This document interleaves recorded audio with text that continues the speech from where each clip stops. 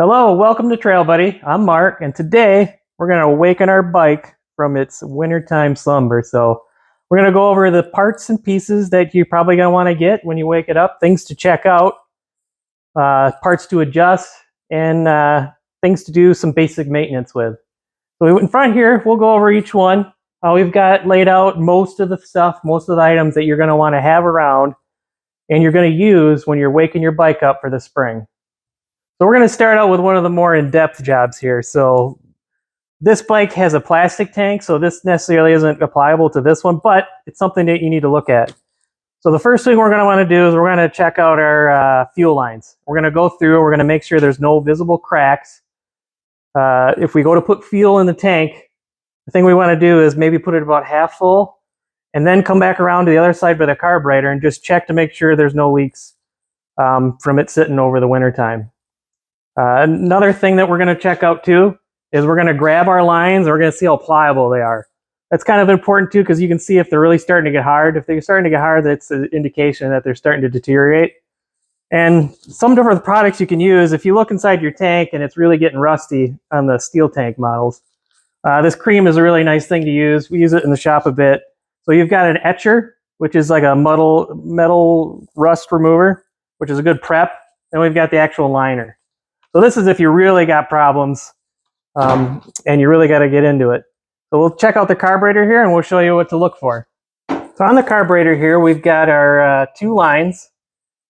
And this is where you want to check to make sure. Now I'm going to grab my line. I'm going to give it a little bend and a squeeze to make sure it's still pliable. I'm going to make sure that it's still far enough on our little barb here.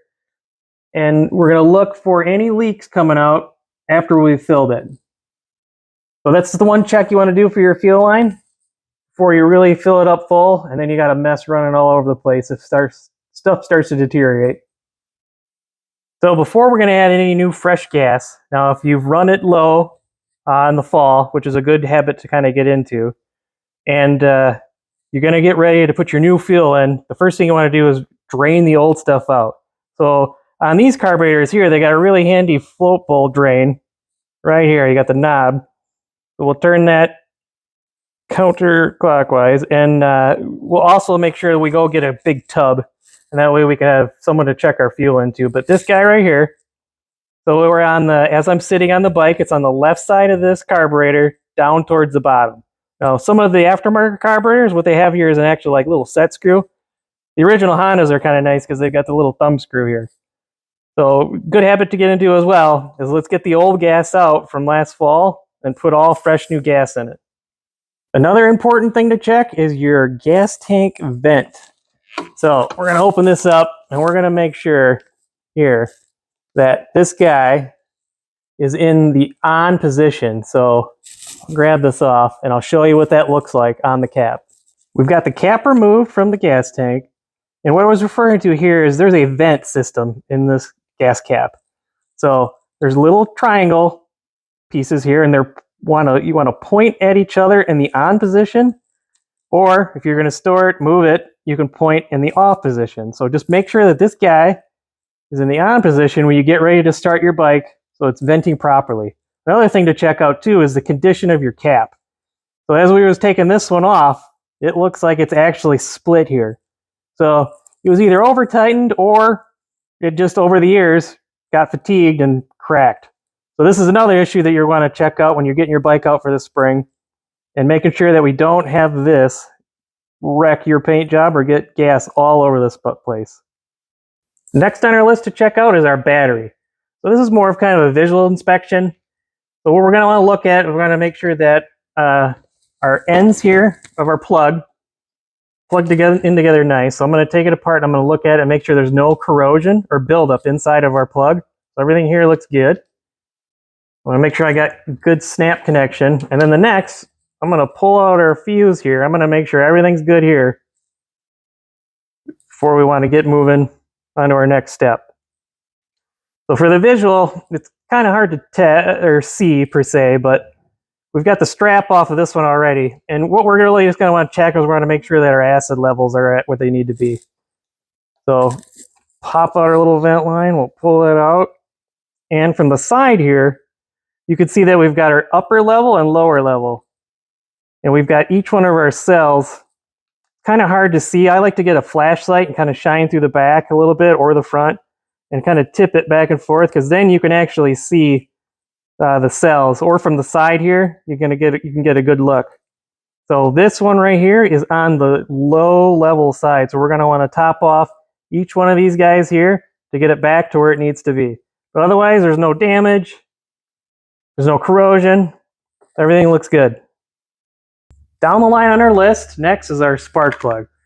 So let's say you're riding all season, you put it away. There is a fall shutdown that we'll probably go into later in the year. But for now, I like to get in the habit of changing my spark plug out in the spring. And then also, what we really want to do is you want to check your cap and your line. So this one's getting very close to questionable, but I think we'll run it. And we're going to make sure our cap has got good engagement into our coil wire here. So we'll go ahead and change this out. We'll put our new fresh plug in. And putting the plug in, just take care. Thread it in by hand. Make sure you're not cross-threading. And once it gets tight with your socket, give it just a little bit turn more. You don't have to give it heck to tighten that up. But another thing that we're going to want to check out as we're going down our list. Now, when putting our spark plug in and replacing our cap, or rather installing the cap back onto our spark plug, when you do it, you want to make sure you've got really good engagement. So we're going to put it over the plug. We're going to get it till we feel it hit the inside. And we're going to listen for that snap. Now we're good and engaged. So we just don't want like an almost, or you really want to listen to that so you know you got it. Onto our air filter, which is also an important part of our waking our bike up for the spring. So change your air filter on these old guys here. We've got our big Phillips head here, and there's an acorn nut on the back side. We'll go ahead and we'll open that one up and replace it here with our Honda original air filter. So now if you have an aftermarket bike, a lot of them have foam filters, or we'll call like the K&N style filter. Then those you really want to clean, and you really want to re-oil them here with a spray oil. Make sure that you don't want to go crazy. You don't want it dripping, but you want a nice light mist. And so that way it captures all the particulates. Another thing too is if you buy one of those and you didn't put oil on it, the oil helps to capture all the smaller particulates in there and really delivers good clean air into your combustion. So this is another part you want to check when waking up the bike. Now towards the back of the bike, we're going to check our chain out here. So it's really good idea I really like using the chain wax stuff, whatever brand you like, but we carry this one on our website. And the difference between this and some of the, let's say, oil-based ones is the oil-based ones tend to get real black and they really slink crap around your bike. This seems to be nice and clean, and it really keeps it working well. And it doesn't seem to pick up as much, let's say, sand and dirt as some of the oil-based ones. But now, back here, we're going to do is we're going to inspect our rear sprocket, and we're going to make sure that it's not opening up and how much wear we got. So this guy's got a little bit of wear, but I think we got a little life left in it. And then we're going to check our slop. So right here, we've got about 1 inch of movement, and that's about perfect. If we had more, what we would do is loosen up our axle here and then use our chain adjusters in the back. And we also want to make sure that when we adjust it, that we've got our tire pointed straight as we can. It really helps to be able to look down the backside of the bike, as you can see how your adjustments and or the markings here on the side. But I always like to give it a good sight line, because who knows if those are exactly dead on. But checking your chain is another important part. Another item to check out is your points. Now, typically you don't have to replace these every spring, but it is a good idea to check the gap. So it's really, really hard to film it inside. So what I've got here is a loose set of points. And what we'll do is we'll show you how to set these when you're tuning in and or getting it tuned up for spring. So behind this cover here, we've got our flywheel. And then behind that, there's these little sight windows. And we've got our contact point assembly here. So off the bike, it's a little easier to see. I can open it up. Now this guy here rides on that crank and opens. There's like an oblong egg-shaped shaft that opens and closes this at the right perfect time. So to set this, what we're going to do is we're going to take our feeler gauge here, And the feeler gauge should be, per the book, I think it's between 12 and 16 thousandths. I like to be on the smaller side because it's kind of hard to know when sliding in and out how much, press fit. So it's always going to be just a little bit bigger. If you can slide this in and out real easy, then you know you're just slightly bigger. So checking this is great. Another thing to do, though, and to have with you, is our shop manual here. So this is the Bible. This has got everything you need to do. If you don't have one of these, you should have one, because it's got all of the details, the torque specs, anything you could ever want and learn is on this guy. And it has the right call outs for the shim thickness on here and on the valves. The valves is another one that you would use another shim for, and you would put it between the rocker and the end of the valve, and it set that, and that's in the book also. Next on our list here is changing our oil in our engine. So these bikes really like to kind of lean over. So what I like to do is get my straps here on the lift, center the bike up, so that way I can actually check my oil. But we've got our oil here. This also can be found on our website. We use our maximum, what's a 10W40 mix. But down below, there are two different screws on the bottom of this engine. So one is for your timing chain tensioner, and the other one is your drain bowl or drain screw for your oil. So that one is another, we'll loosen that up. We've got our container here. We'll dump our oil in this.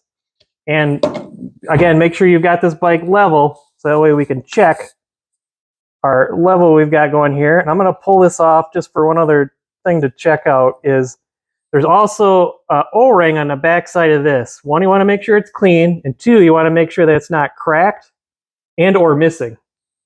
So just like any other vehicle you have, changing the oil is very, very important. So this is the guy right here. This is the one for our drain. The one over here, further up, is for the timing chain temperature. So you want to leave that guy alone. This is the one when you're changing the oil that you want to take out. Moving towards the front of our bike and up. Now we're going to check all of our cables here. So on the top, where our carburetor is, we want to make sure that there's no cuts or any kind of, I guess you'd say, chafing it from it rubbing and holes.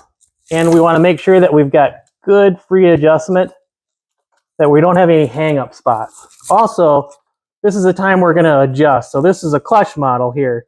So I like to kind of do that when the bike is on and moving, because I've got a nice, I want to have it as a nice position to where I don't have to pull the clutch in too far to let it on and off. It's a lot easier to adjust on the clutch ones here for this, but you would find that here in the middle. So there's a little jam nut on there. So you loosen that, and depending on where you are, most of the time you have to tighten it because the chains, or excuse me, the cable stretches over time. So that's what we want to look at here. And then also the one running down to our front brake. So we can always adjust that too on the little nut on the back side.